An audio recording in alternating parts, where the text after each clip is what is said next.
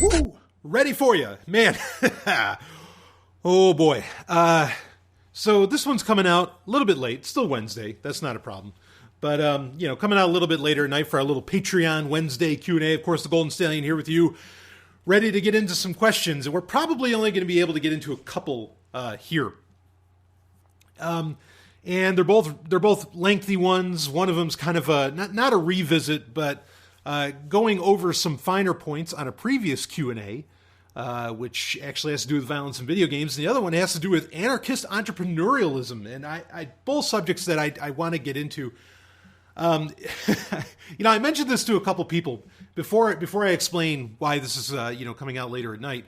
I mentioned this to a couple Sovereign Tech listeners that had messaged me. Boy, just had a little bit of V8, man. That gets the old reflexes the refluxes going. Anyway, sometimes when you eat that much meat, you got to get your veggies in somehow. But I had mentioned that, it's shocking. Now, I mean, there's some tech questions that I'm going to get to, but I get so few actual tech questions these days. Most of the questions as late, really have to do with either, some form of anarchism or, some kind of philosophy or something like that. And that's fine. If that's what the patrons want. Again, understand, you control the content that comes into these Q&A shows. You control it pretty much 100%.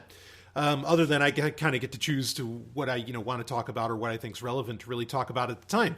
But so if you want more tech questions, ask away. But if you want more of the philosophical questions, which is so much of what I've gotten as late, well, then there you go. Or I've also gotten a lot of history questions, which I'm going to get into that. A lot of people ask me to talk about sort of Arthurian legends, as it were. Along with some other subjects, which I'm totally happy to get into, and I will. So, but you control you absolutely control the content of the Q&A episodes. So, if you wanted more tech questions, well, ask some more tech questions, and I'll get to them. Otherwise, it's going to be this veritable flood of philosophy questions, which I've talked about this in the past too. That. I never set out to do a philosophy show by any stretch of the imagination. Ethics is part of it because, those are the ethics of a lot of the technology, or should I say a lot of the implementations and solutions. The tech itself is just a tool, is really, that needs to be talked about. And not a lot of people are talking about it. Certainly not from a real, what I guess, of course, this definition is up to, it's up to a person's taste, I suppose. But, that has real liberty involved. There just aren't many shows, if any other tech shows out there that have that. So, I guess it comes up here. But I mean, a lot of the questions aren't tech ethics or the ethics of science, perhaps.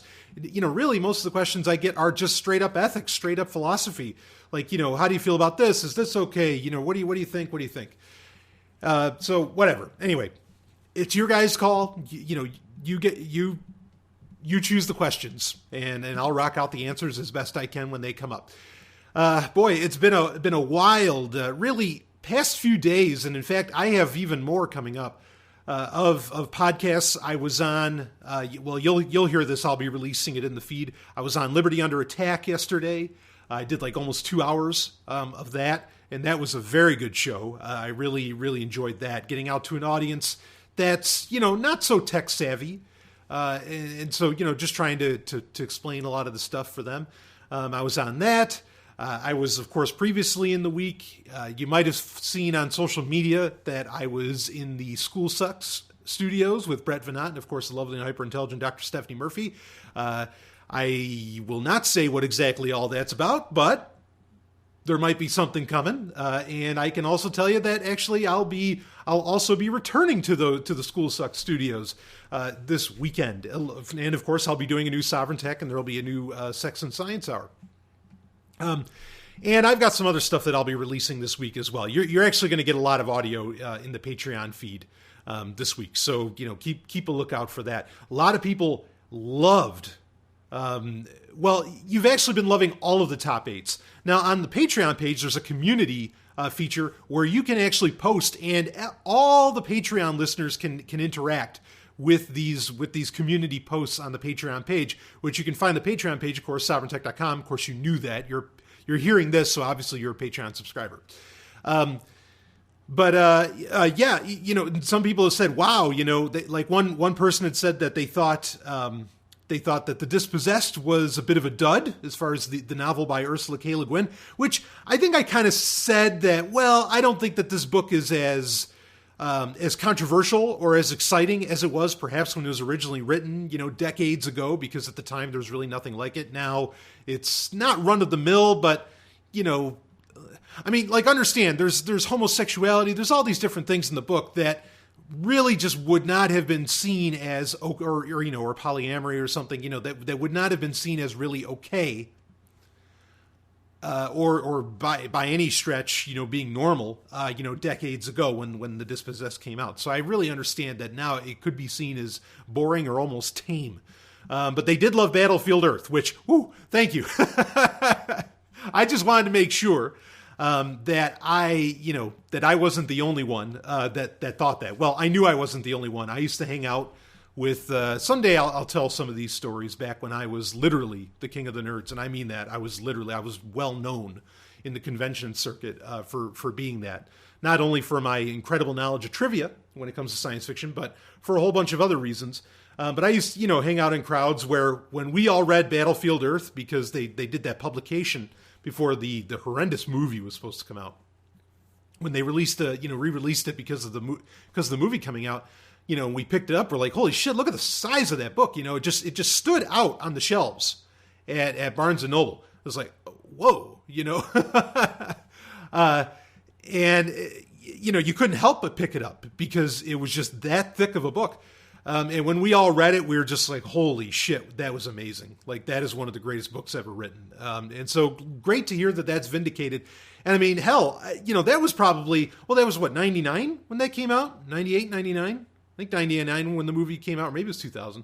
But effectively, I mean, we're talking almost 20 years ago now, that I read that, which is so hard for me to believe. Excuse me while I have some tea.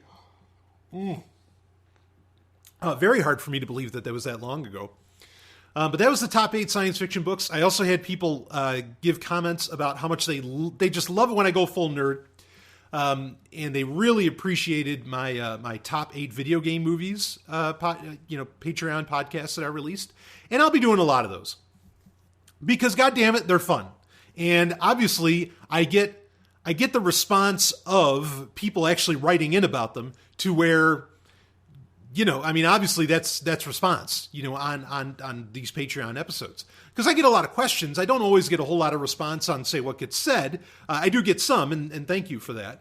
But when I get response like that and well thought out, people take the time to really reach out to me. I really appreciate it. When it comes to the nerd stuff. So there's people out there that enjoy it, so I'll keep doing it. Anyway, what I want to talk about here quick is as far as why this episode's coming out a little bit later at night on a Wednesday. That has to do with the fact that I finally, you have no idea what I have largely been really going through the past couple weeks, ever since my big rig effectively died. My big rig computer, I just got so screwed.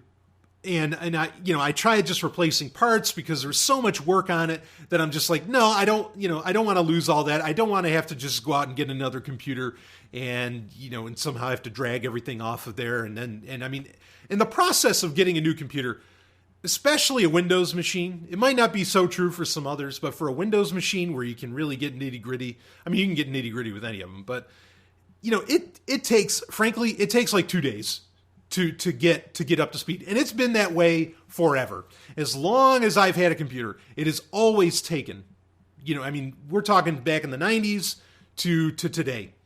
It takes like 2 days to get a machine exactly where you want it, where it's at peak performance for you.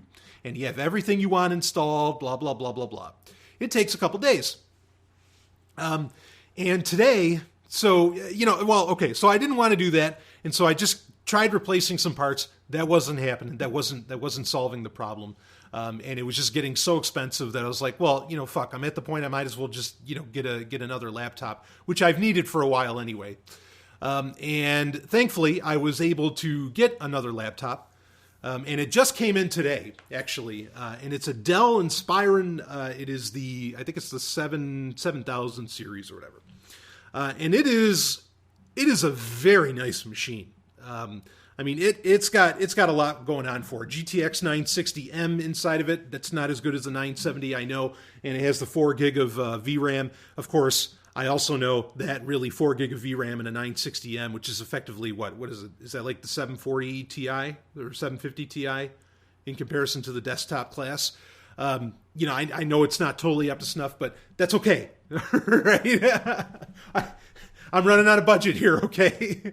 So plenty of power. I have 16 gig of RAM in it right now. It's just a smoking little machine. Nice little backlit keyboard. The sound on it's great. The 1080p screen is very nice. The keyboard feels just solid as a rock. Nothing beats a good old-fashioned ThinkPad keyboard. But this is pretty nice, so I like it. I think it does the job. It's lightweight, has really good battery life, does about 10 hours, as long as you're not doing any like heavy gaming or anything. And it can game. It has a Core i7 and a quad core. It can game. It ran Mortal Kombat XL no problem. So this thing can, it can be put through the paces if need be. And man, the under panel on it.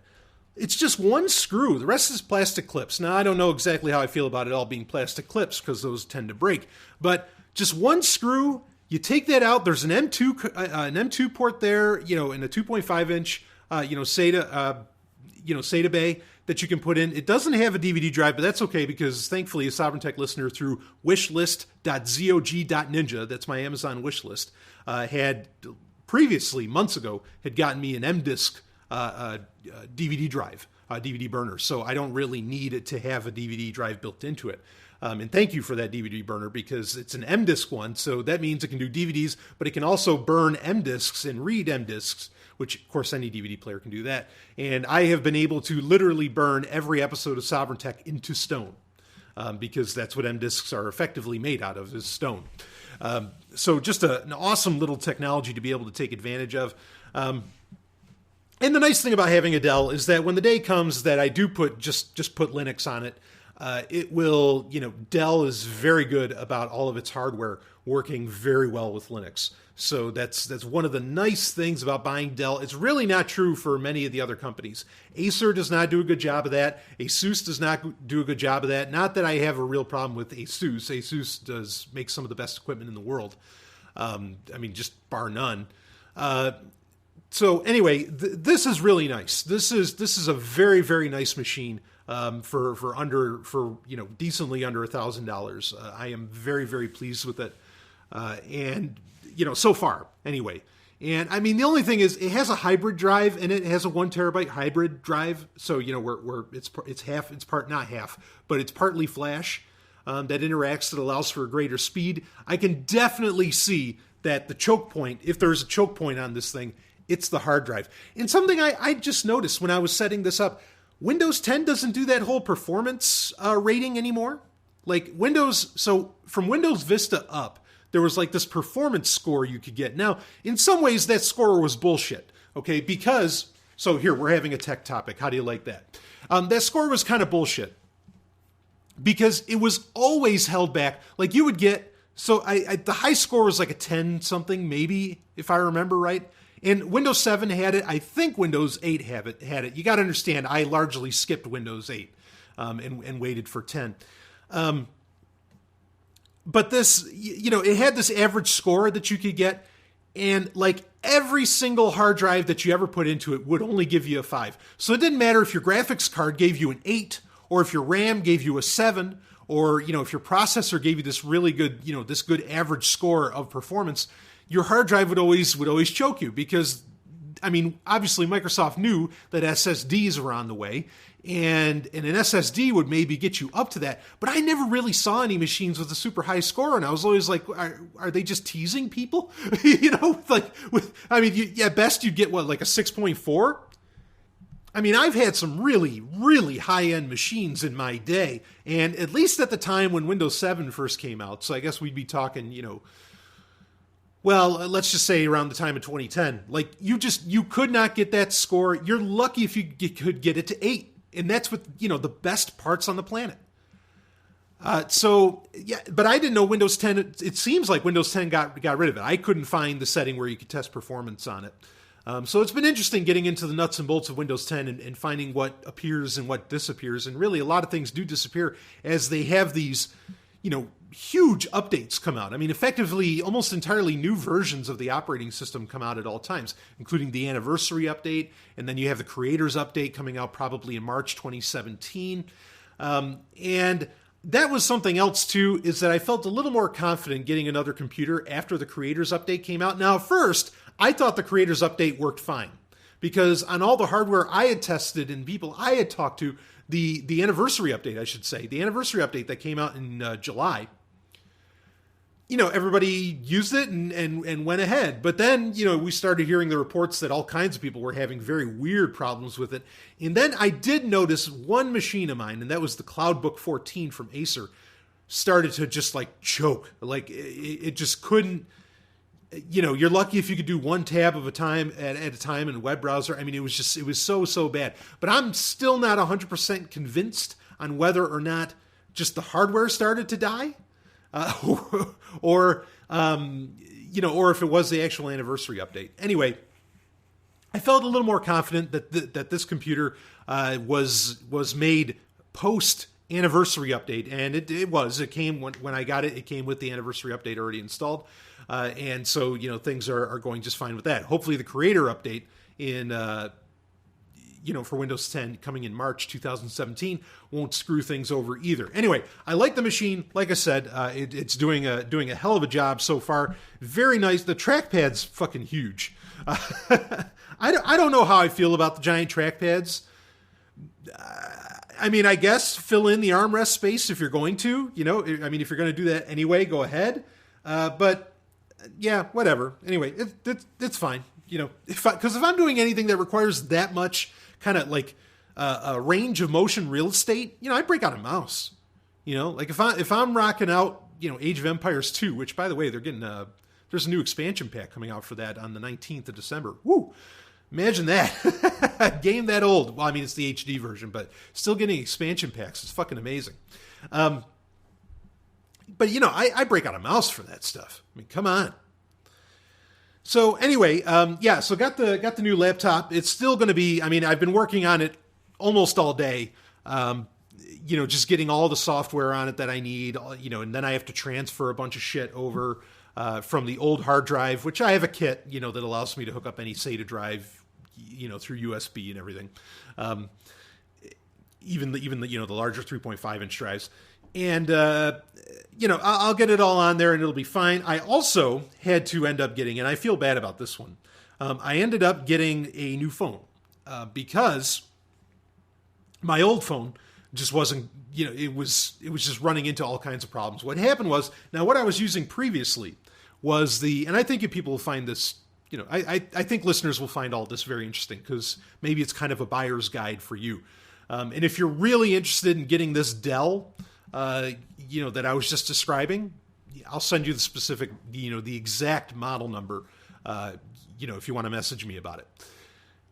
Anyway, so the phone I was using previously was the Blue Vivo XL. Now, I feel bad about this, and let me explain why. Because it was kind of an experiment on my part, sure. Okay, because why do people buy the Blue Vivo XL? Why do people buy any phones from Blue? It's because they're very cheap. They're inexpensive, I should say. So this was a $150 phone, okay? And it's actually, not bad. It had an octa-core. It was a MediaTek, so, take that for what it's worth. But it was an octa-core processor in it, 16 gig of onboard storage. There's one flaw. 2 gig of RAM. Come to find out, that's a huge flaw now. It was nice. It had a metal unibody. There was a lot going for it, really. But it, I don't know if it was just the cruft or if the app download size was becoming such a problem, which maybe it was because recently Google had some degree of innovation in app download size and in app size in general. allowing for various types of compression that would allow you, probably because they know that there are so many phones out there with only 16 gig of storage, and that new versions of Android or just all of the new apps that are coming out, that people just cannot install all the apps all the apps put out there. So they need to come out with some kind of solution, other than people just buying 64 gig phones. And believe me, folks, that should be the bare minimum now, not even 32 gig. With the amount of space that apps and games and whatever else can take now, 64 gig is the minimum that you should rock, in my opinion. And yeah, I know since Marshmallow, Android's a lot better about handling SD cards and, kind of integrating them and allowing apps to take advantage of them. But I still think that whole process gets a little wonky. And that's exactly what happened with my Blue Vivo XL. Is maybe a month ago, it updated to Marshmallow from Lollipop. And once it did, suddenly there was all of these weird problems. I mean, just very, very weird problems. And the way that it handled storage with onboard storage and the SD card was just totally fucked up.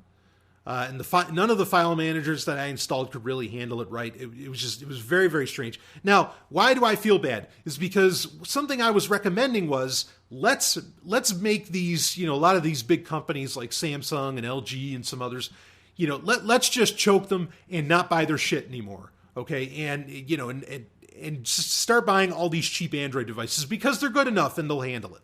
Well, that's what I feel bad about, is that really they're not good enough. Now, some of the ones that you buy in China certainly are good enough. Like if you buy this, was like the Redmi, like Xiaomi and some of those other companies over there, like some of them are making some very interesting products for incredibly low prices that actually do last you a good long while.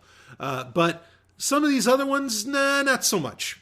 So my opinion now is to really stick in the mid-range. Stick in, kind of at least the $300 to $400 range if you want to keep up in any way with more modern stuff. If you're just wanting to use a very select few apps and maybe you just want to use it maybe to read some books or listen to some audiobooks or listen to music and then, do phone calls and maybe have some kind of messenger on there or something. Yeah, then I think a Blue Vivo XL could do for you very well. But if you're trying to use I don't know, whatever the app count, if you're looking to do over 100 apps or something, I don't know, or hell, over 60. I don't know what really makes up for an average amount of apps. But if you're looking to do anything a little more, I guess you could say a little more normal, like the amount of apps that you'd need to really interact if you lived within a city, you got to go with the mid-range at least. And the mid-range, honestly, now this is where I feel very confident in saying this. The mid-range is in many ways, is just as good as the premium range. Premium range being the Pixels, the Galaxies, and all those. Like the ZTE Axon 7, probably the best phone out there right now. And especially for the money. $400, please. That's a steal. So anyway, my Blue Vivo XL, was becoming more and more worthless, and it was becoming a real challenge to really do anything while that would be the machine that I have to interact with. So I ended up having to get another phone. The other problem I have with the Blue Vivo XL, and this was a hardware issue, a huge one, was that it wouldn't charge anymore. I mean, obviously that's the kiss of death for any electronic device, but it was so weird. Just one day, suddenly, no matter what I plugged into it, okay, I mean, it uses USB-C, which was nice. Okay, kind of future-proof because USB-C is going to be fucking everything. Which, by the way, that Dell that I recently acquired does not have USB-C. It's all USB 3.0. But personally, I think that's okay. If you really have USB-C, just use some adapters. Anyway, the Blue Vivo XL, I would plug in the charger and it would charge for a second, it would vibrate and then it would just cut off. Now, probably what happened is I'm sure there's some kind of solder joint that maybe I could have repaired or something like that, as far as the power supply goes. But you can't even really get in there without literally carving the plastic off. It's that bad. So, I mean carving, taking a X-Acto knife and you'd have to slice out where exactly the power port is. And, I mean, it was terrible. And so, there's mornings where I was waking up and holy shit, what is my phone going to be charged at all? and it was a roll of the dice. And so finally bit the bullet and just, had to get a new phone. So what I ended up getting was something I actually recommended and wrote about often on the Dark Android project at darkandroid.info. I got the Asus Zenfone Zoom. Now, previously I had the Zenfone 2, and the two models are actually very similar. My Zenfone 2, what happened with that is the screen actually, I dropped it, and the screen didn't crack, but the screen, stopped displaying from all of the drops, and I just get it would flicker, and it would be this really bad situation. But otherwise, it was a great phone. I mean, solid as hell. Other than the fact that the screen started flickering from so many drops. But understand, it had kind of fallen a few times because I was traveling quite a bit for whatever reason. Anyway, so I ended up with the Zenfone Zoom, which, like I said, is very similar to the Zenfone 2. 4 gig of RAM, which, does that rocket. It has, maybe its only flaw is that it doesn't have an ARM processor. It has an Intel processor. Now, a year ago, that was not a flaw to me. That was a bonus because that means you could run, x86 stuff on it if you, installed, Windows or whatever onto it. You could make that happen. But ever since Intel dropped support for their mobile processors, largely, not entirely, but 99% of the way, it could be considered a problem because some people won't develop apps that also work with Intel processors. So that could be problematic, though I haven't run into that yet.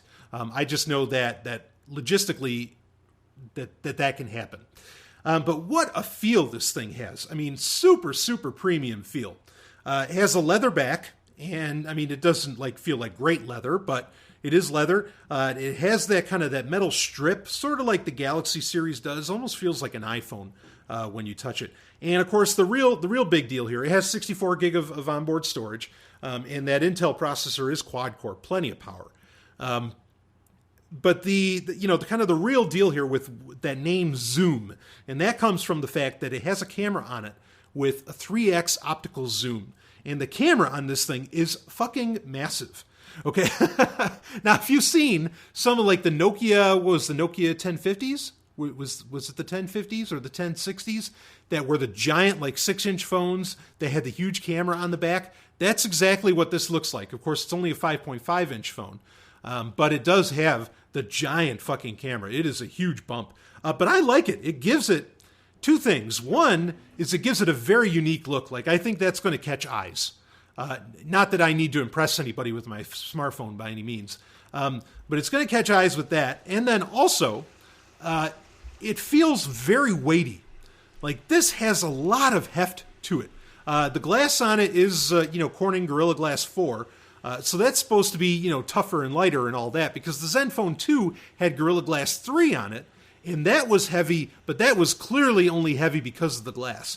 This is heavy for a few reasons. The glass probably isn't part of the subject. Part of it is this metal, and then the other part, I think, is just that giant fucking camera.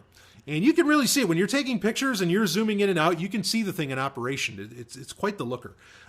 So this is a phone that I think can stand a good couple years, 2-3 years more because of the 4 gig of RAM. And it's got great build quality. You can just feel it. This feels so premium. So I'd recommend it for that. But yeah, down the line, I'm sure the Intel processor is probably going to become a problem of some kind. And years down the line, would that become an issue? Right now, I don't think it's a problem at all.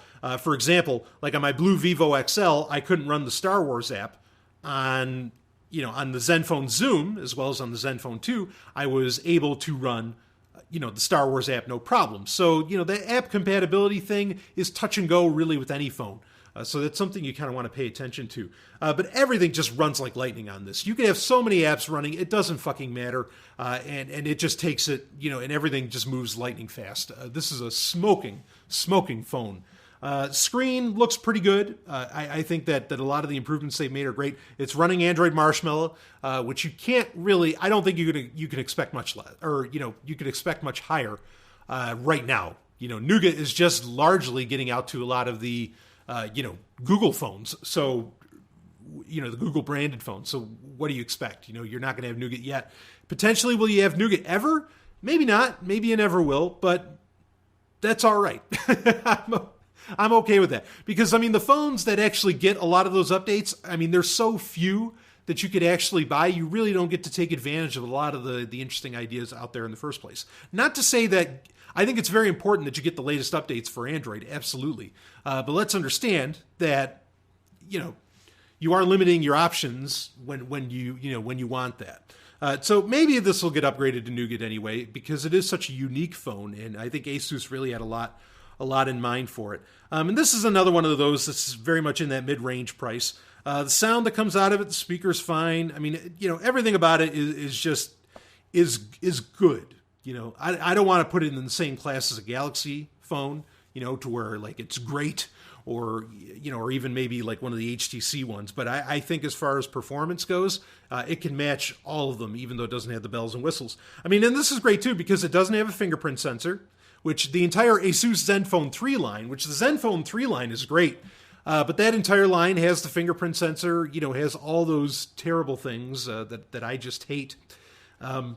So I'm very pleased with this. I like what it does. I like what it's got going on. The battery life seems very good. And again, it just has an awesome feel. Like, it feels really good in your hand, which I can't say for everything. I know some people are into like, oh yeah, I want it to be really thin and light. And so they want to get rid of the bezel and they want things to be super light. I am the exact opposite. I like this. This has a lot of bezel to it. And I enjoy that. Like, I really, really like that. On my blue Vivo XL, that had practically no bezel, and you'd constantly be accidentally, pressing some app or something on the screen. And also, it felt very light. Now, in one sense, I get it. I get the advantage of it being very light, but I love the weight of this thing. Like, it feels like you've really got, you have a premium product in your hands. So I really enjoy the heft and the weight of it, and I like the thickness. It's very thick. To fit that gigantic camera on it, it had to be thick, and I enjoy the hell out of that. So call quality is good. Everything on it is really good. I've already kind of put it through its paces, and it just does the job.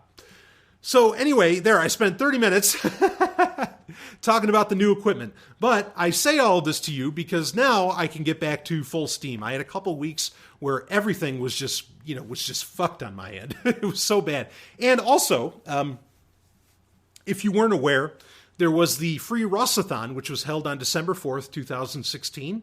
It was a very successful event, and you can still donate to it. I think if you go to freeross.org/freerossathon, there's all, there's donation options there.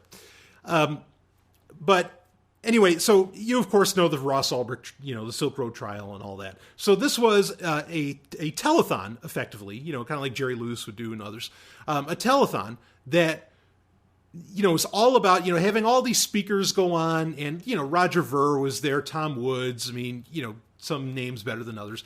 Stephanie Murphy, of course, Stephanie was there, was one of the speakers. Ernie Hancock, all kinds of names were there to speak for it. And of course, Lynn Ulbricht, Ross's mother, was part of it. Tatiana Moroz was a huge part of it. And it was an event. It went 8 hours. It went from 10. It actually ended up going a bit longer. What was it? Yeah, it was 8 hours. For some reason, it felt like it went 1 to 9, but I think it just went noon to 8. But I think it ended up going past 9 just because there was a couple points of technical difficulties during it. In fact, there was a point where, well, anyway, I won't spoil it. If you want to watch it, I think it's available on YouTube. But some people, there were some pranksters that got involved in it, and some very funny times that I could talk about. Maybe it would be Patreon only if I talked about it, but. Anyway, that event, I actually ended up helping out quite a bit for it.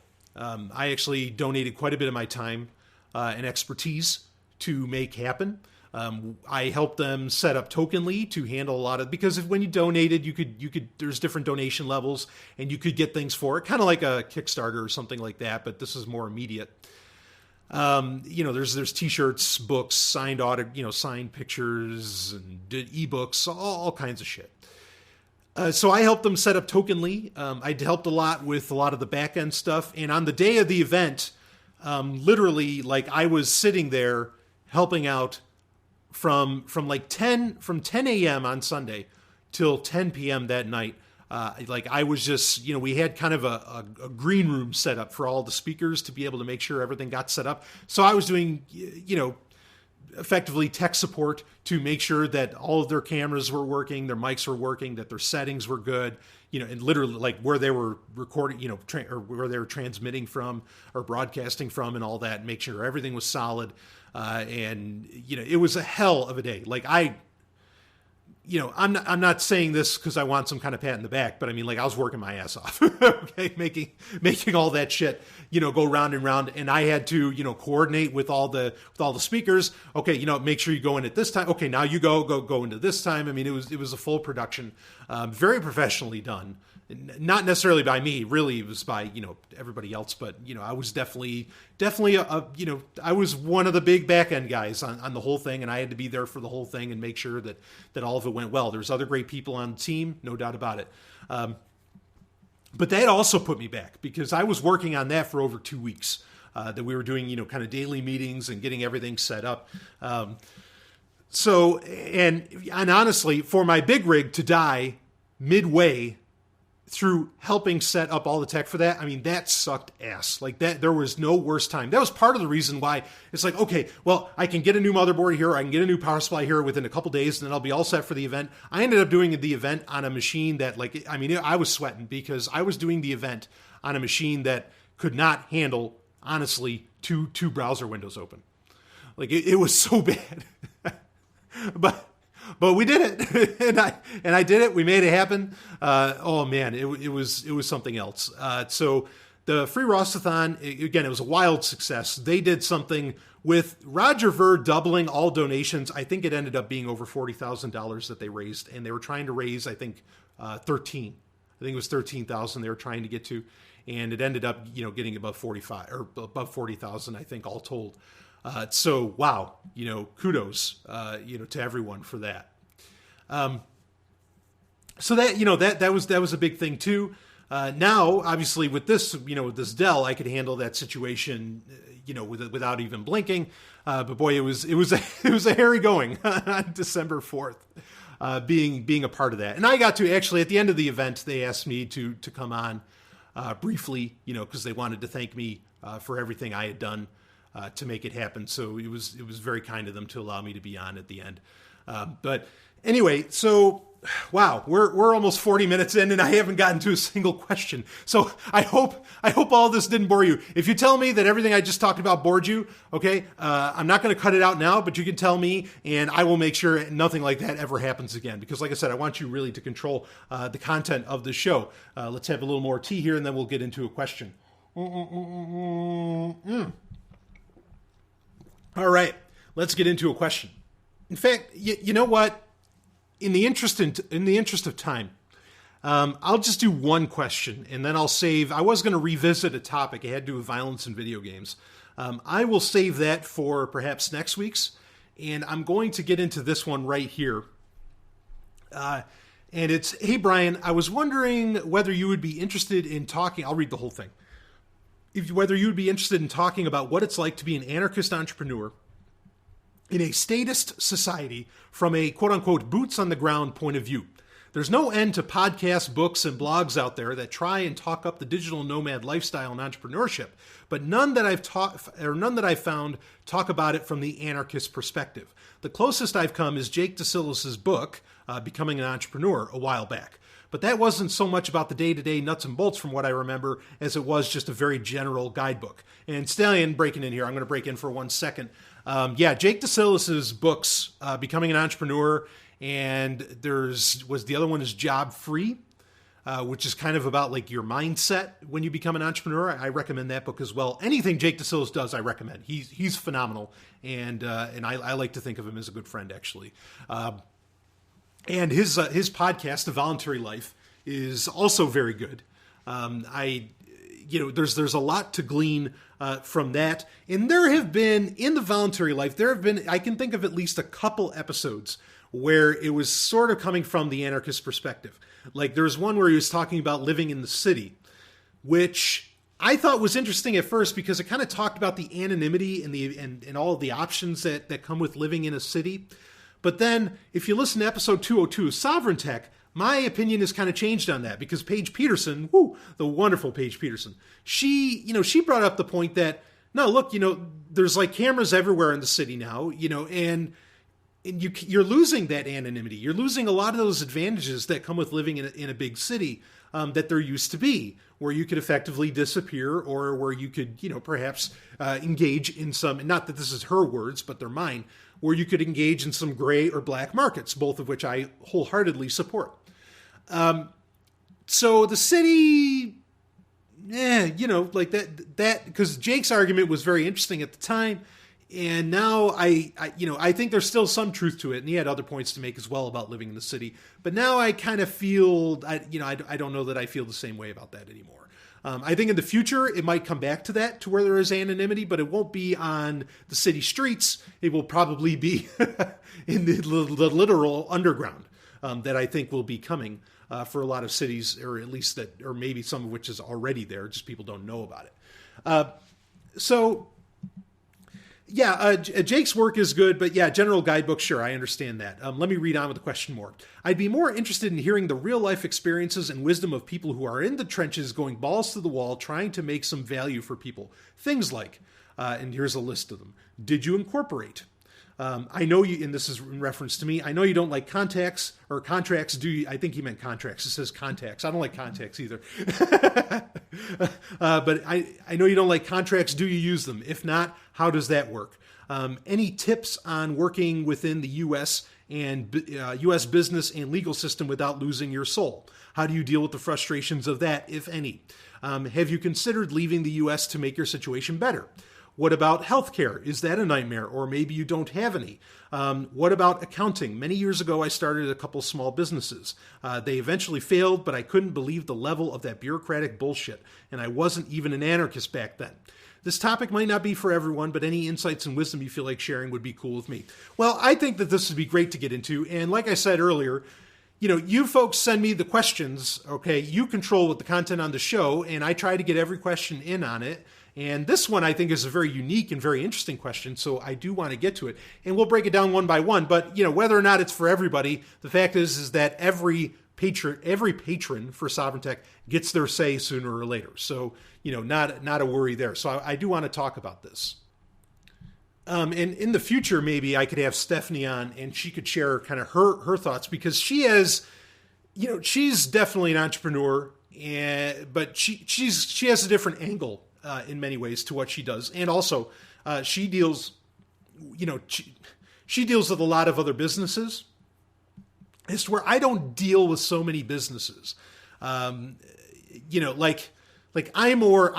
It's more me. I make the product. I don't get hired to make the product. It's where, Stephanie is a voice artist. And so she gets hired to make something for a company. So that's a very different relationship as to where me, I'm making the product and I'm getting it out to the people. So they're kind of opposites, even though it's the same goals and in many ways the same means. So I would like to have her on to talk about this. Maybe we can do that next week or something. But let's get into this. Let's get into this entrepreneurship from an anarchist perspective. Another person I'll recommend checking out, though I don't know if he lets his anarchism bleed into much of it, is Kevin Koskela. That's Koskella.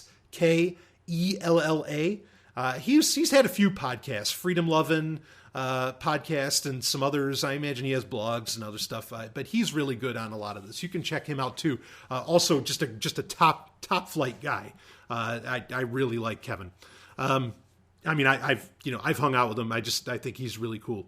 So anyway, let's break this down. Okay, first question here. Did you incorporate? Okay, so maybe even before I touch on the question, let's talk about, what does anarchism and entrepreneurship, let's talk about the abstract of that. The abstract of that is that it's really up to you, how far you want your principles to go in business. That doesn't mean that you are unprincipled if you don't apply anarchist principles to your business. And I'll tell you why for a few reasons. Okay, first off, your goal in life, and this sits in nicely with the past couple Q&As we've done for Sovereign Tech. Your goal in life is to be happy, okay? And sometimes that means paying off the warlords. It's a fact of life. It sucks. If you don't have to do it, don't do it. But if you do, don't freak out. There are people who, there's a lot of people in this movement who kind of they glamorize, they get very, very high on their horse about, and not the Golden Stallion, about like, well, I'm not funding the war machine. I'm not paying taxes. So, but really all they're doing, in not paying taxes and their claim of piety or poverty or whatever is there's a word for them. They're called povertarians. Okay. Where they're really using that where, well, I don't want a 9-to-5 job because I'm going to have to end up paying taxes and I don't want to, support the war machine, when really they're a lot of them, not all, but a lot of them are just bums, and they're just losers that don't want to get a job. But they claim principle for the reason that they're not going to go to work. That's a fact. Okay. And they want to talk shit about people who work, within the status matrix, which, at times is not voluntary. Okay. Because with taxes, if depending on how you work out the tax situation, okay, you could end up with a gun to your head. That's not voluntary. All right. So, people paying taxes, well, I mean, if you can get away from not paying it, great. But if you have to survive and achieve other means and goals, well, we'll do it. Fucking do it. So people that do honest work in their life, not to say necessarily the business might not be so honest, but whatever, people are just, they're working hard, doing what they got to do. Okay. To criticize them and say, you're supporting the war machine, shut the fuck up. No, they have a fucking job. They actually have money in their pocket. Well, it's Federal Reserve. No, shut up. You're insulting their hard work. Yes, the Federal Reserve note sucks. Yes, the government sucks. Taxation is theft, blah, blah, blah, blah. Yeah, I know. But the person's putting in genuine hard work and they're likely not doing anything unethical. It's not like we're talking about people that work for the NSA or something. And even then, some people, I can tell you, I know guys that were in the military that they were purposely sabotaging things. That's all I'm going to say about that. Okay? But I'll say, those people are fucking heroes. Know what you're talking about before you start spewing your shit. Know the situation. Anyway, I know the emailer that sent this in wasn't saying anything of the sort. I'm just saying that there are povertarians out there that like to pretend that they're playing the moral high road when really they're just losers. So, all of that said, how far you want to go, with applying your principles? I mean, the more you can, the better. And everybody has their own personal thresholds, okay? And I understand. And if you are concerned, if you have a fear over the U.S. government coming after you because of, some kind of tax evasion or situation, then play the cards right. Like that's, and I'm not insulting you. There's nothing wrong with that. That fear is absolutely legitimate because you've seen it happen. There are cases where it happens. So, let's be clear on all of that. Okay. Trying to make a business, under the kind of the legal hurdles that you have to go through and the red tape you have to go through. Yes, they suck, but I really wouldn't be, unless your plan is to make something like XE, which was, previously, Blackwater, if you're making some kind of mercenary company, well, then I have an issue with you, but it doesn't have to do with the fact that you're dealing with red tape or whatever. I have a whole bunch of other issues with your business. Whatever. Anyway. So, but if you have to go through that stuff, well, then you have to go through that stuff to say maybe get a good product out to people or to get something great out to people. If you don't have to, if you can, avoid all of that, yeah, that's awesome. That's great. And I totally support that. And I think that it's worthwhile to try and build businesses that can avoid all of that. that can stand outside of the legal system and whatever else. I mean, that's one of the great goals, is to build things that end run the entire system, right? So, that's fine. I just want to be clear that if you can't do that, or if it doesn't meet your personal threshold to do that, don't feel bad. And don't let anybody tell you you're somehow some evil person, okay? That's kind of the main point I want to get out there, because I think a lot of those people that want to play that game, by saying it's like, you're paying taxes, you're so terrible, and it's just like, stop, just fucking stop. So anyway, okay, so now let's get into the questions there. I hope what I just said made sense and nobody felt like really judged upon, unless it's kind of the Povertarians. Okay, real quick. Yes, there are some people who are Povertarians because really they feel that strongly and they really mean it. It's not because there's some kind of, bum that just doesn't want to work, because they'll work their asses off in other ways. Okay. Or, however they're doing it. And, that's awesome. I really do appreciate you doing that. But a lot of the people I've met, including in New Hampshire, that is not the case. They are just bums. Okay, and they're trying to hide themselves behind principles. So anyway, okay, so let's get into the questions here. Otherwise, this is going to turn into like a 2-hour show. Let's see. First one, did you incorporate? Okay. Myself, no. I did not incorporate, at least not yet. But here's kind of the thing with me, is that the business model that I've chosen of everything that I do, I have no employees. I largely don't really have a need for employees. It would be nice if I had a couple of interns. I know some podcasts that have like people that work for them for free.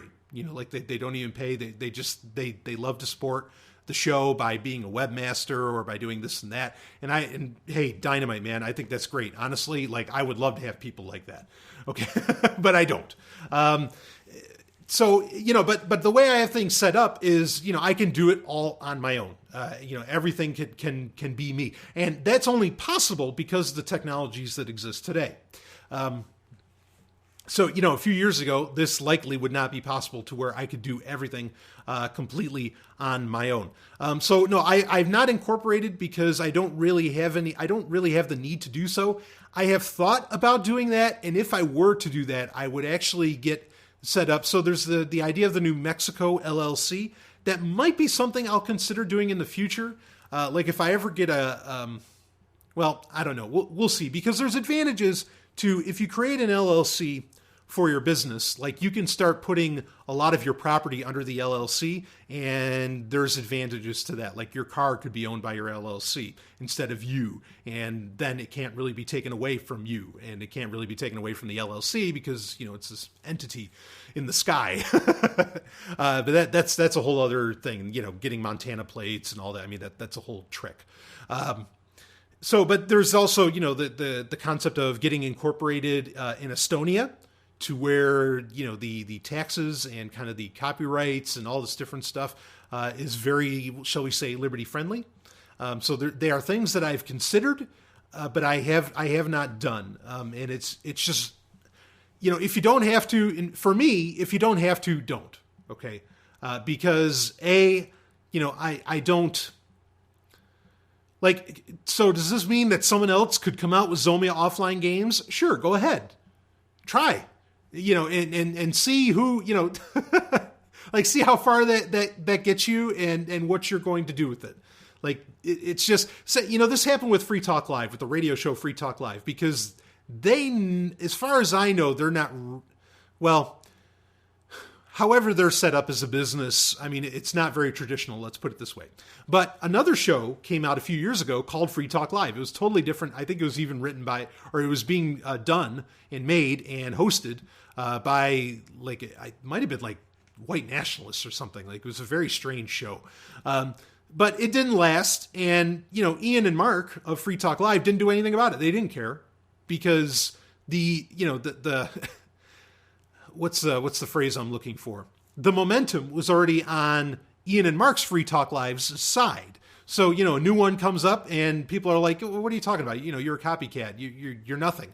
And also, obviously, these guys didn't have the talent that Ian and Mark have, right? The radio talent. And so, same with Zomia Offline Games. They can, you can come up with Zomia Offline Games, fine. Someone else can make for it, but they're not me. So good luck. Have a good, just like Sovereign Tech. Someone else names their podcast Sovereign Tech. Go for it. Good luck. You're not me. And I'm not, I'm not saying I'm anything like great, but as far as any success that Zomia Offline Games or Sovereign Tech has appreciated is because of largely one person. That's me. Because people come for me. Again, I'm not boasting. I'm just saying that I deliver something that people want to hear. That doesn't mean it's a good thing. Doesn't mean it's bad either. But I'm just saying that, this is part of why copyright and so much of this other stuff is such bullshit. Okay? Because if you really have something special, no matter what anybody does to you, you will always weather that storm because it's you that the people are there for. This is the oldest, I've worked in sales forever. I worked for Partech in sales. I've worked with Free Talk Live in sales. Okay. I've worked in sales forever. And the thing that this is like the first rule or the first adage of being a salesperson. Okay. And that is you are selling you. Understand that. You are not selling the product. You are not selling the movie. You are selling you. Everybody knows this. This is why when you go to see a movie, what's the deal with the movie? What's on the movie poster? Almost as big as the title of the movie. The actors' names, because you're selling the actors. The actors are selling the movie. You're going there. A lot of people go there for the actors. Okay. So the idea that you need, I better trademark this. I better, copyright this. I better incorporate this. I better do this. Look, the names are nothing. They really are nothing. It's all about you. And if you are actually delivering something amazing, then, you don't have to worry about the names. Now, if it's some kind of marketing trick where the name is so important that it, gets you your SEO and it just kind of somehow magically hooks people in like it's, Buttfuckers Anonymous or something. And so people are like, Buttfuckers. Yeah. All right. I want to get in on that. Then, okay, I guess you need that name, right? But it depends on what kind of business you're doing. But in my opinion, it is all about selling you. You've got to be something. You've got to be delivering something. And if you are, I don't really feel you need to do a lot of this stuff. Now, if your business relies upon a lot of physical property and not so much digital property, okay, then maybe getting an LLC of some kind, something where you can attribute a lot of that physical property so that it doesn't hurt you, in the end if something happens or so that you don't lose it, then that could be a very good thing. Okay, and there's nothing wrong with doing that. Like I said, there's New Mexico LLCs. Some people do Delaware LLCs, or you could maybe set something offshore. If you live in the U.S., I don't even know if this listener lives in the United States.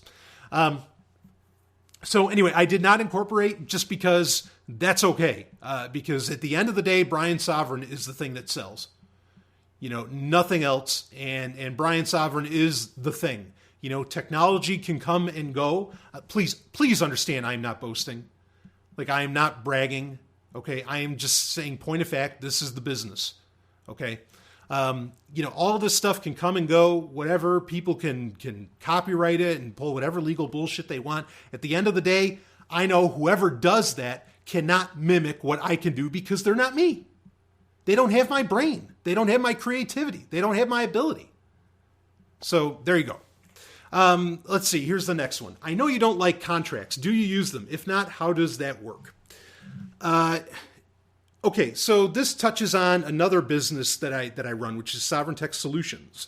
Okay, which is where I help out small businesses, individuals, activists, organizations with cybersecurity. Okay, I am a cybersecurity consultant. I am a CEH. So, do I use contracts with all of that? If they want it, if they require it.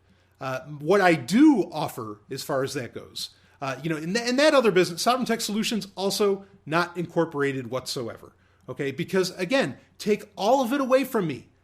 I'm still me. I'm still the guy that knows how to set all this stuff up. I'm still the guy to, I mean, granted, that's an advantage of kind of the businesses that I choose. And I am, kind of hand-picking businesses that allow me to do business in this way, right? That make this viable. So keep that in mind, is that not every business type that you want to do, every entrepreneurial effort you want to take will give you these opportunities to where it's so much perhaps self-expression and so much of yourself as compared to maybe monkey pushes the button or, something that is very, replicable and, more paint by numbers, I guess. So anyway, contracts, do I use them? Yeah, again, no. All I give people, I have invoices, which are tantamount to bills of sale. I give people an invoice for what I did. If they need me to sign an NDA, I will sign that NDA, and I respect that NDA. But frankly, I respect an NDA. Now, an NDA, non-disclosure agreement, meaning you keep your mouth shut about whatever you're doing. I respect that because guess what? I mean, if you don't, and this is why, So privacy, if you consider that a basic human liberty, well, when someone tells you a secret, you keep it. Like, you don't need a contract for that. That just comes from my own principles, right? So this is, applying those anarchist principles. I am really, really good at keeping secrets. Like, I am phenomenal. I am a walking vault. And I'm honored that I think my reputation precedes me because I've had a lot of people, entrust things with me of serious importance. And I don't just mean in the liberty movement. I mean, across the board. I have groups that email me that, I'm honored, to be a part of that. But we don't deal in contracts, but they are as serious as any NDA you could ever sign. So I think, in that way, interestingly enough, as an entrepreneur, if you make that importance of privacy and anonymity and things like this, if that is at the forefront of who you are, that can be shown. You can treat that as, look, you have to understand that and Stephanie might have some interesting stories on this, but I'll let her talk about that in a future episode. But you can come to the forefront. Say, I mean, like when some people come to me for with Sovereign Tech Solutions and they want their business to work, they still have me sign the NDA, but they're having me on board and they're just trusting me right out of the gate. Some other people, they're trusting me right out of the gate. Oh yeah, here's my passwords. Here's this, here's that. Why? Because I have a reputation that I have built up. That no, you can trust this guy. He's going to keep his mouth shut, and he hates the government. Like, in some ways, really, and I don't know how exactly we can get everybody to recognize this, and unfortunately, it would not be a rule across the board. It would not be true across the board, is that when the person's an anarchist, you would hope that they are better at secrets than the CIA or the NSA because they hate those fuckers. When it comes to private and voluntary, exchange of business and, entrepreneurial pursuits.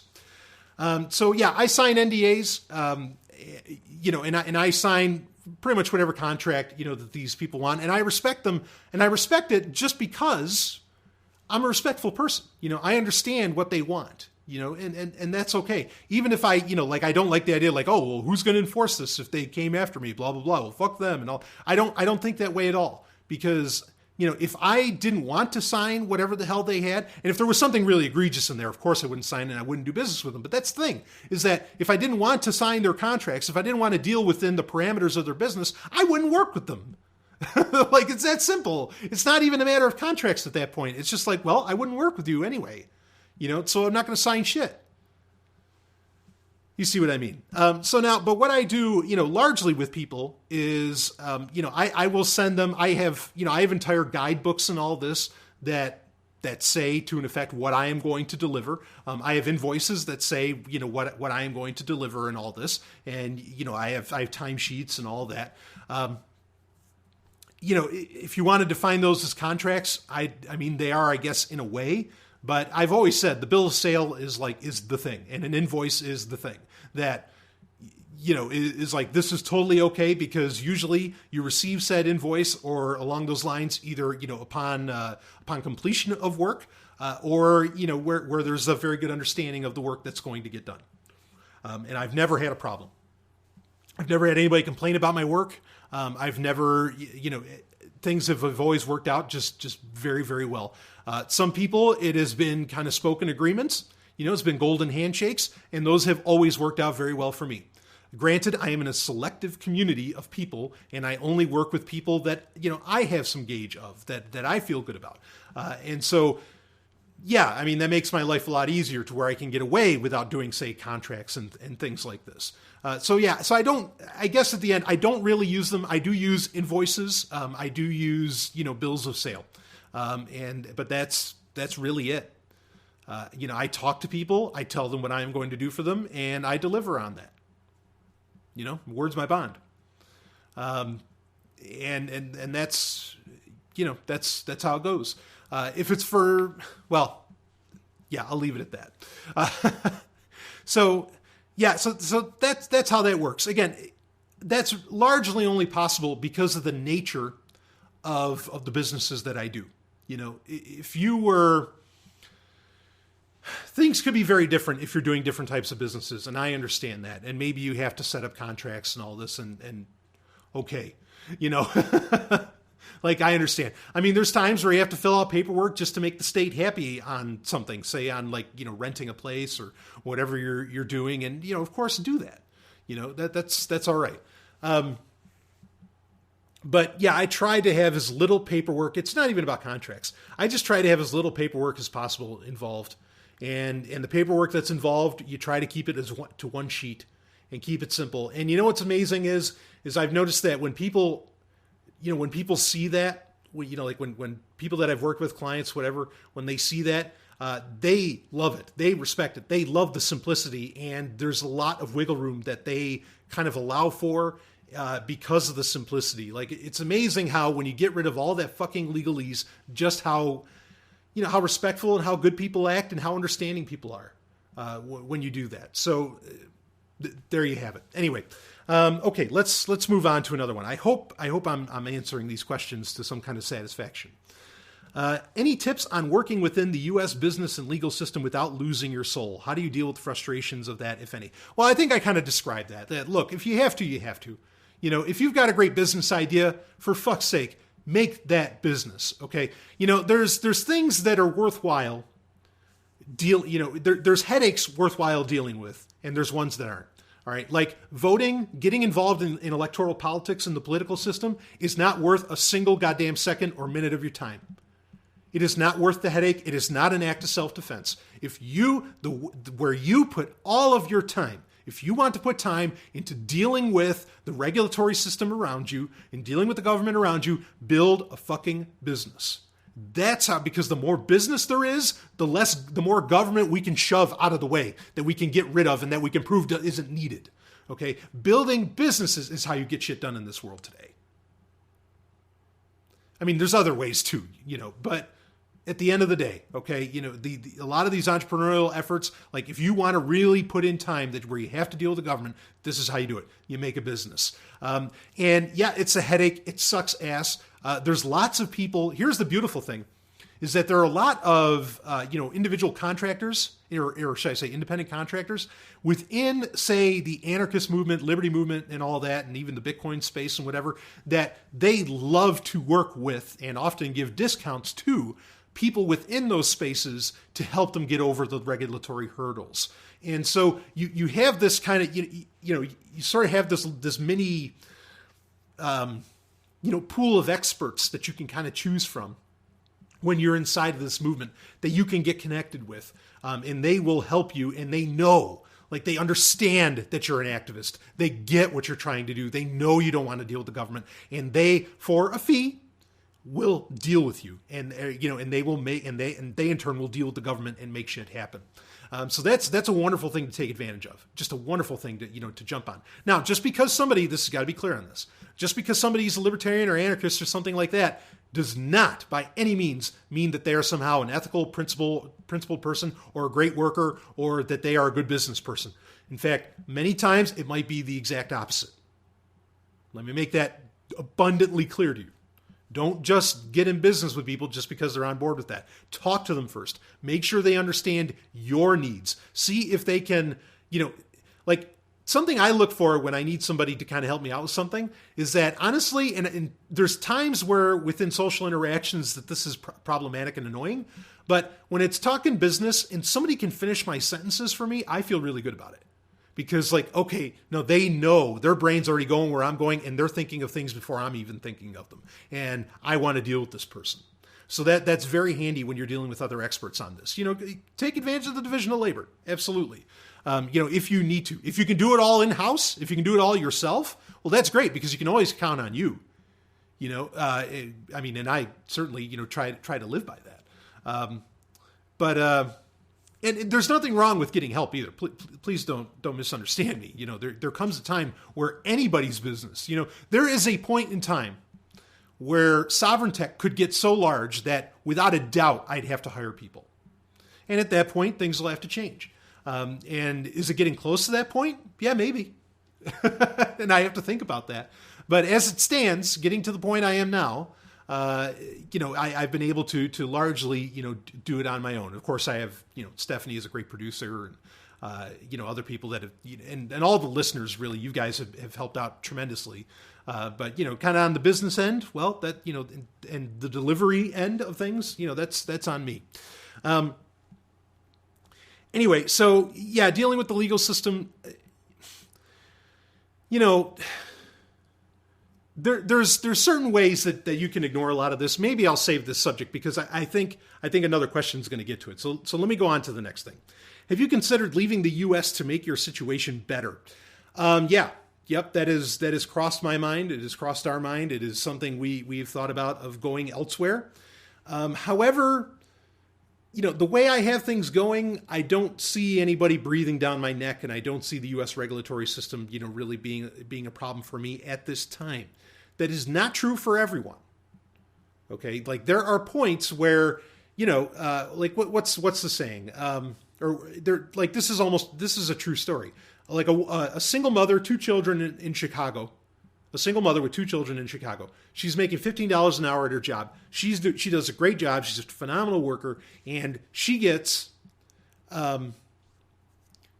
she ends up getting a raise for $18 an hour. And she gets to take on this new responsibility. And you think, wow, that's going to be great. Like $18, $3, $3 raise. That's fantastic. But what happens is that when she does that, she actually loses $20,000 a year. Why? Because she gets above a certain tax bracket, okay, in Chicago. In some areas, it's if you make above $50,000, suddenly you fall under a different tax bracket, right? And you can, you can run into certain issues. So now I know don't always take my advice on everything about taxes, okay? Because I am not a tax professional. I should say that right out of the gate.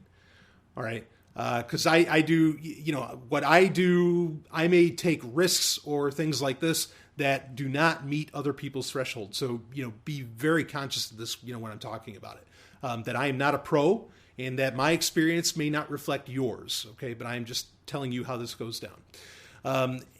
Anyway, and I can imagine there might be some people out there that'd be like, "Oh, Brian, don't do it that way," and I love you and I appreciate you. For saying that.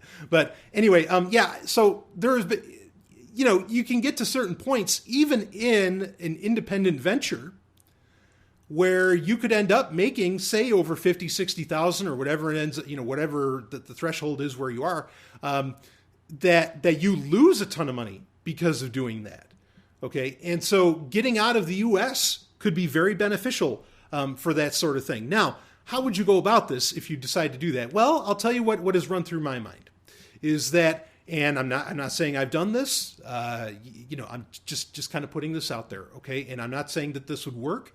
I am just saying this is an idea, and I'm not the only one that's talked about it. A lot of other people have. And that is that there's a certain amount of money you can make when you live abroad. Say you're a U.S. citizen and you live abroad, that you can make in other countries that you don't have to report to the U.S. I believe it's like $100,000. You can make up to $100,000 a year, and you don't have to report it to the United States officially. Now, if you're working abroad, in many ways, how's the U.S. to even know? I know, now, if you're making a ton of money, yes, the U.S. actually does send out agents like literal agents, tax agents and whatever else, to listen to your conversations at bars and all this stuff. You're kind of you're reminded perhaps of the scene out of Jurassic Park from '94 with, Dennis Nedry, where it's like, oh, we got this here. And he's like, says, see, nobody cares. No, believe me, they're going to care if you're making that much money. If you're doing some kind of crazy money, then yep, they're going to give a shit. Okay. But I think if you're in low six figures and all that, yeah, I don't think they pay that much attention. And especially if the business you're running is, perhaps a little more anonymous on who's actually running the whole show, so there's advantages to leaving the U.S. There's advantages, of course, to, getting rid of U.S. citizenship. These things are often difficult to do.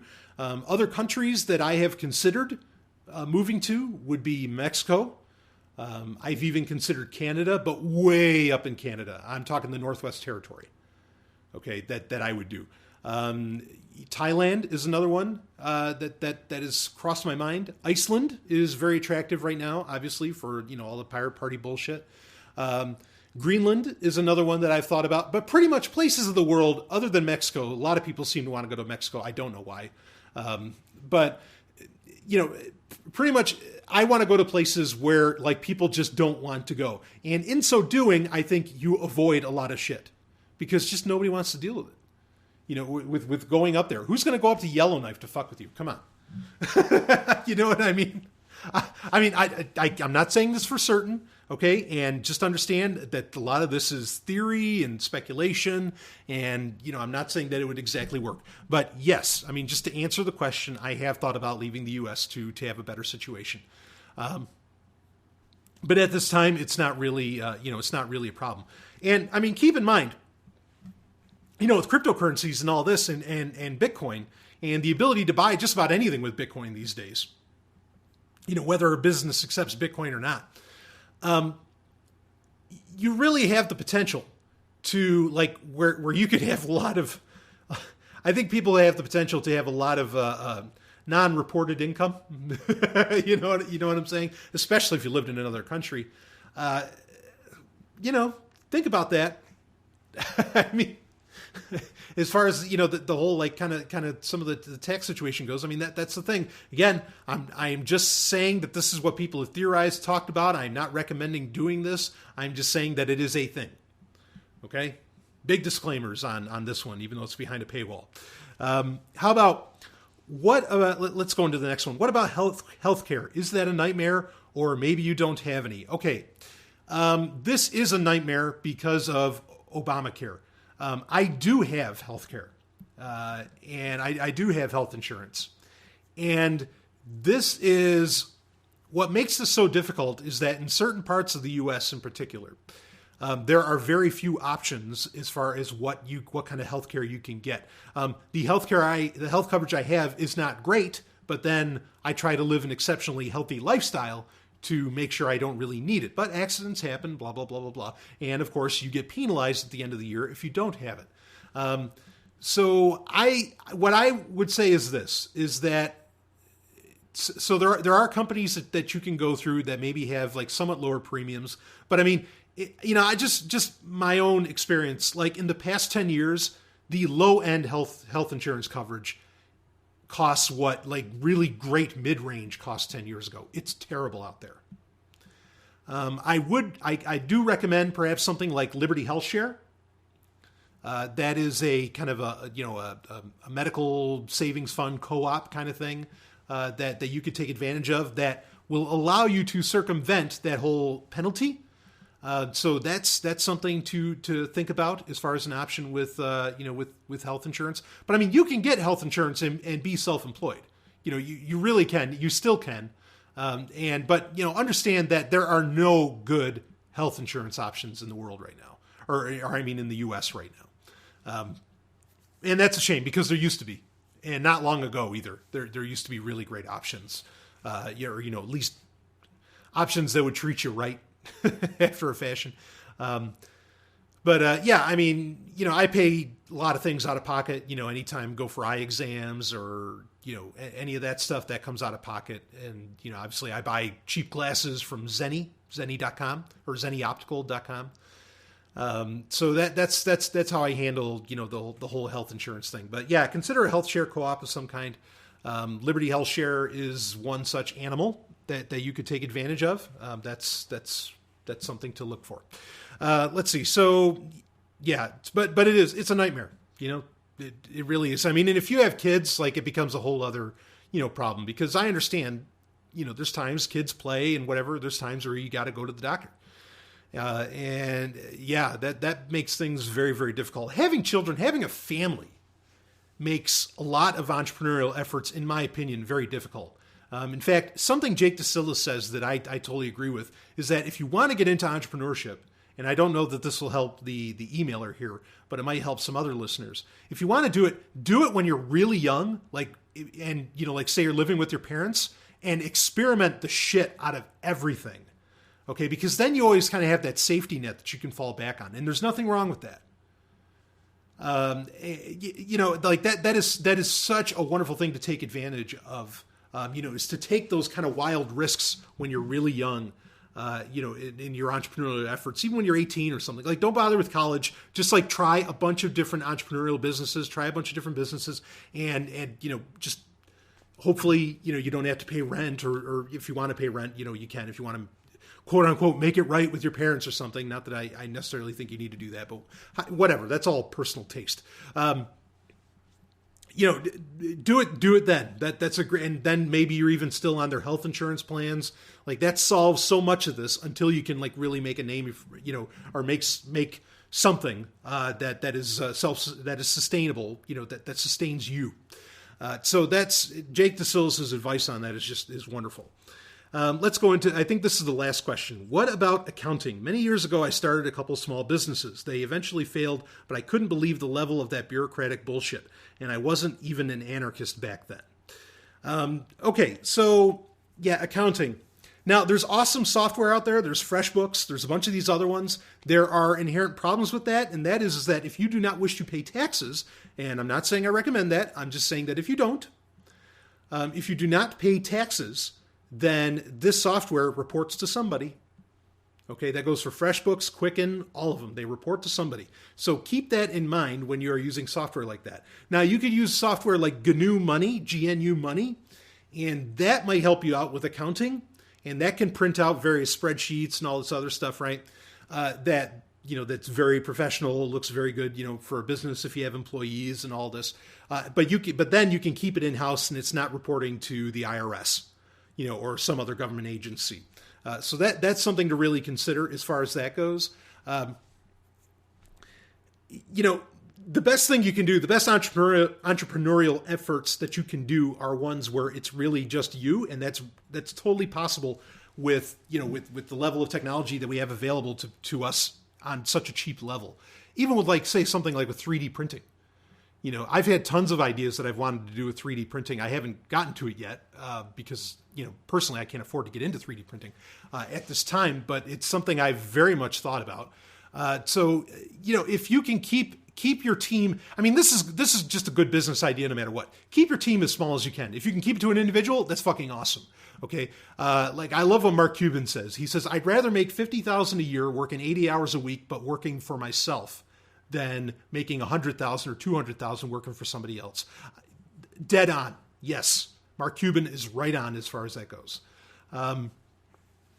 So if you can keep it to if you can keep it to yourself, fantastic. If you need to bring in employees, it's really great. If it's people that you can trust 100%, that you can do golden handshakes with, or that you can make it official on paper, do accounting and all that, and I think that's a wonderful idea, just to have the stuff on paper, because the human brain can make mistakes. Of course, so can computers, but it's good to have a second. A second record, or, another record of what went down. And I think GNU Money does a great job of making kind of federally compliant reports as well, if that's a concern. And I totally understand why it would be. So you can deal with that. And this is another area where if you don't really want to deal with it, hire a great CPA that maybe is liberty oriented, the bitcoincpa.com or something. There's a guy there that handles that. He's really good. There's a bunch of these different different people that you could hire to handle all of this stuff if your business is doing that well. So something to consider, as far as that goes. Yeah, because it's bullshit. And I know I've run small businesses too. I ran a used goods and retail store, in New York. Now, I was just the owner. I didn't, I managed some things, and I certainly handled plenty of paperwork that I would put off on other people too. But I get it. I know it's a pain in the ass. I know how much it sucks to deal, with that all the time. There's people like Ian Freeman, who of Free Talk Live, and he says it right on his radio show nonstop. He doesn't pay taxes, just doesn't. And I don't know how much he makes, but I'm just saying, that he makes that claim. If he does now, I might be, my information might be outdated, and I apologize for that if so. But he used to boast that he just does not pay taxes. And some people, they just do that. There is some truth, and please, I'm not recommending this. I'm just putting all these facts out there. There is some truth to the fact that, there's absolute truth to the fact that the IRS does not have enough employees to keep an eye on all of the tax fraud and on every taxpayer. Like, they just can't keep up with it. It's impossible. Okay, and the conspiracy theorist in me says, well, this is why there's such a big push for Quicken Books, FreshBooks, and all this other software, because it automates this whole process, and then the IRS can keep a better eye on what's going on. But that's conspiracy theorist in me. Because at the end of the day, also they're very helpful. Shit. So anyway, that's kind of up to you. There's people who, and these people certainly aren't losers or povertarians like I described earlier. There are people who, they run businesses and they may make plenty of money, as in they might do six figures, but the way that they have their businesses set up, it doesn't look like that on paper. And so, I'm trying to remember the exact limits, and please look into all of this for yourself. I think the exact limits are is that if you make under $10,000 or $14,000 a year, you don't really have to report it. Or if you're, I think I remember correctly that if you're even if you're on a fixed income, as in, you're elderly and you're on a fixed income, you can make up to 10 or 14,000 or something like that, and it's not a problem or something. So maybe you can set up your business to where you report just so little. That's something that people do. So, I hope that explains all of that. In each subject, you could go into so much more depth about it. But understand that you live within a coercive system, and a gun is literally held to your head to pay those taxes. And if you have to, you have to. And anybody like going nuts about that really just needs to shut up, because I would much rather have these businesses getting made and sadly have taxes get paid, but to where these businesses eventually replace all of the services and replace government entirely. And don't talk and work with, and don't barter with government outside of having to pay that little tax bill. This kind of speaks to what I've said often, is that I think you could get, kind of micro communities, okay, together all over the world, certainly in the United States, where you could achieve 99% of a libertarian society, of an anarchist society. Okay, or I meant to say libertarian paradise. That's what some people use, but I'm not so fond of the term libertarian these days. But you could get 99% of the way there, in my opinion. The 1%, it's always that 1%, that 1% that you cannot avoid is land taxes in the United States. That's the one thing, in my opinion, keeping you from having 100% freedom in the U.S. And this is funny too, because you get those fucking povertarians that talk shit about that too, right? They say, oh well, I don't pay land taxes, I don't pay property taxes because I rent. Give me a fucking break. Well, then you're paying the taxes for the fucking landowner then. For the landlord. Shut up. You're not you're no more principled. That's insane. I'm glad you feel good in your own head, but please, don't make it like you're still not paying property taxes. Okay, the only way you can really avoid property taxes is if you end up going to move into an unincorporated area, which there are some of those in the United States. That's another subject entirely. Okay. But, so my analogy of achieving an anarchist life in the United States 99% of the way, but that 1% is the property taxes, kind of goes the same really for business, is that you can make a business that has nothing to do with the government, that could subvert the government, that could actively work on it every second of every day, and be automated even if you wanted it, however you want to go about this, right? That could do all of that. But you may still have to pay, a tax bill at the end of the year. Maybe a capital gains tax or what, I don't know. So, and that's all right, because the other 99% of what you're doing is so deliciously anti-government, or so deliciously their fingers not in your pie, that, hell yeah, that's exciting.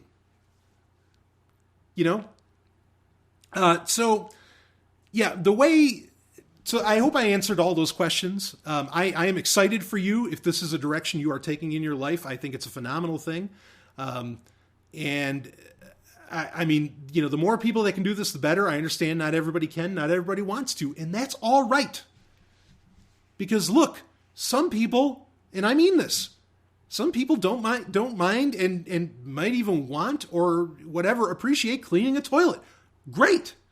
That person's not any less of a person. That job's just as honest work as anything else. Fucking right. So, not everybody's up for this sort of thing, and that's okay. That's fine. It is exciting, though. It's definitely very exciting, and good for whoever wants to do this. As far as more boots on the ground, I think my stuff is just so niche that it just doesn't, eyes don't end up on it, and I can just largely kind of skirt the system. And like everything I do, I base my, any of my digital property, and that's sort of the unique thing, right? Is that I don't really sell much of anything, anything physical.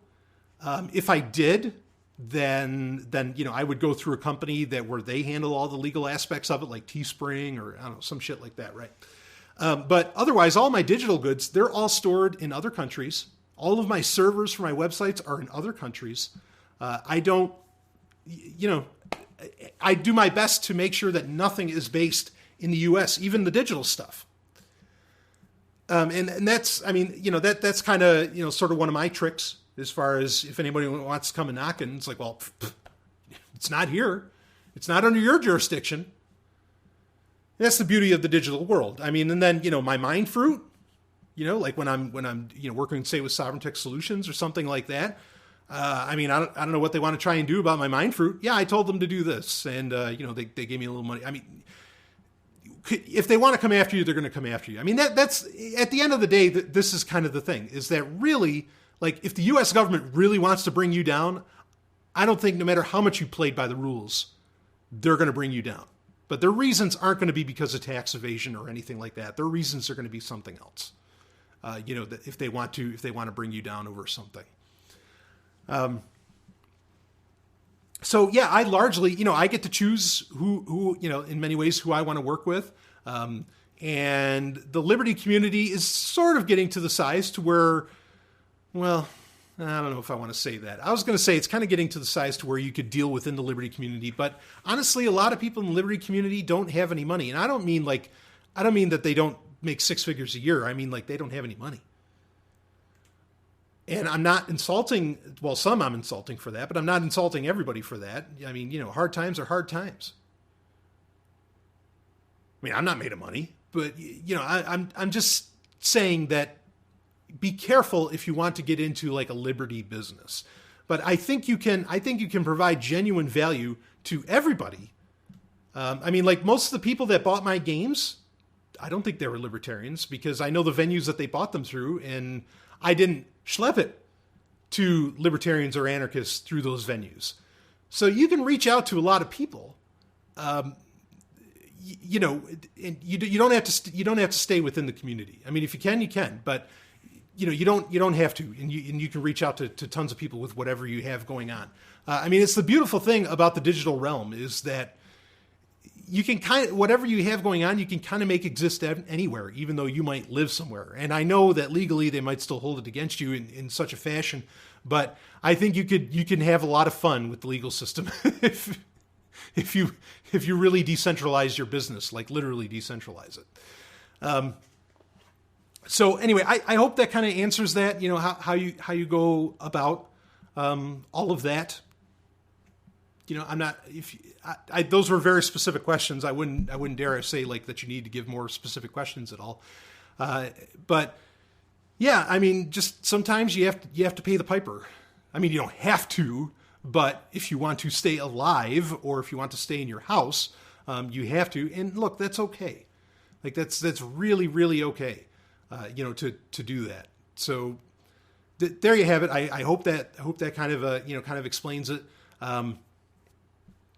Not every business is going to be able to where, you can like kind of live the full on anarchist, not paying taxes life. I mean, digital businesses, I think you can get away with that a lot easier.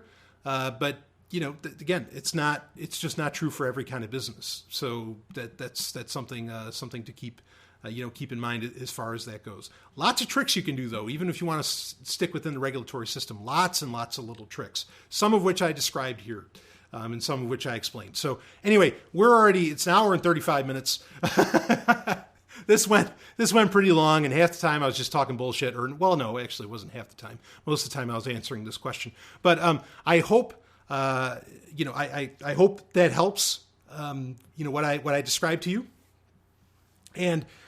If you have any more particular questions, feel free to ask them, and then maybe I could have Stephanie on to talk about some of this stuff, or maybe some other Sovereign Tech listeners may have or some patrons may have some insights, and I will gladly share your insights. I know that in my Sovereign Tech listenership, I have experts in a lot of different fields, and so if you've got something to say, feel free to say it, and I'll get it out to the other listeners. I'm happy to do that. That's the beauty of community, right? Absolutely. So anyway, that's enough of that. Woo. Tomorrow at 7 p.m., oh baby, I am going to be seeing Star Wars Rogue One, and I cannot wait. The reviews have been in, and everybody's just saying it's amazing. I am so excited and ecstatic for this. So I will be doing a full review of it on Sovereign Tech this week on Saturday.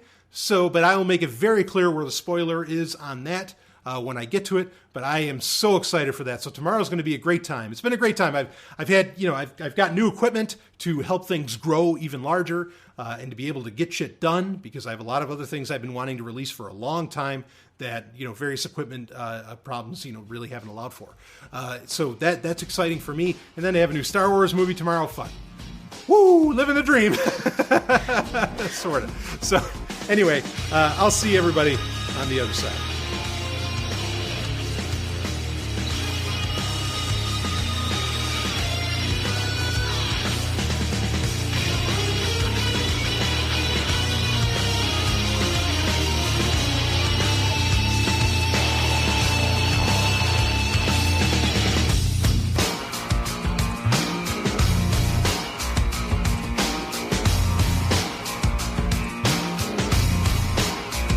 You just experienced Sovereign Tech.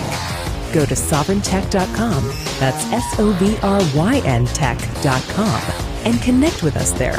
Find links from today's show and catch our podcast feed. Sovereign Tech is copy heart. Copying art is an act of love, and love is not subject to law. So please share the show however you like.